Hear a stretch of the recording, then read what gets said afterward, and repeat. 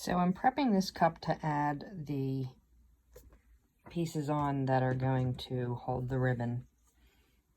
And what I got were these, what do they call them? Crimp bead covers. Got them at Michael's.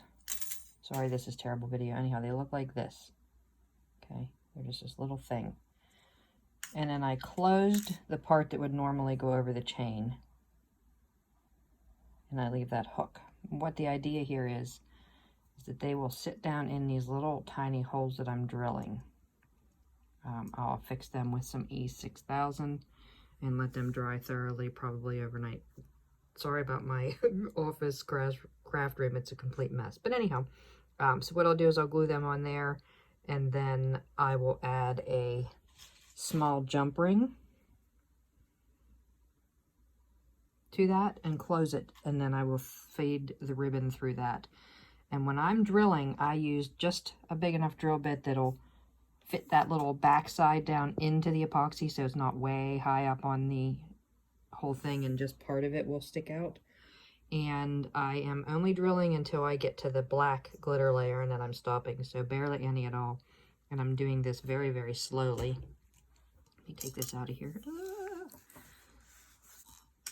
And I had marked with a Sharpie where I wanted those to go. I sort of measured it out. So what I'll do is, and this is hard to do with one hand, but I'm going to put my drill on that little spot and very slowly just drill, and you'll see where it made that little indent for that back to go in there. I might do a little more on this one, but hardly any pressure. Just let the drill do the work. And then when I'm done, I'll take a weeding tool or some tiny little pointy tweezers and just pull out any excess epoxy that's down in those holes. I've let this dry for about 3 or 4 days now, just to let it cure, really, before I went ahead and drilled it, because I didn't want to mess up anything underneath it. But just make sure you don't drill into the cup, and you try to stop yourself at your base layer of epoxy and glitter. So that's where I'm stopping, is when I get to the black glitter, because I applied the whole cup black first before I went ahead and put the red and the white and black on there and anything else. Okay, so I have all of the hooks ready to go, and it's going to sit overnight so that they dry in there properly. Just make sure everything's turned the right direction as far as your hooks and things like that go.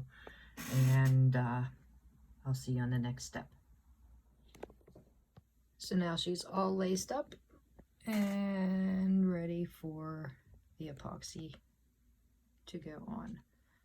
What I'll do is, for that bow, I'll use a little bit of UV resin to do the bow first to make it hard, so that it doesn't get all flattened out. And in the loops, I have some round silicone pieces that I'll put to keep those kind of fluffed up, if you will.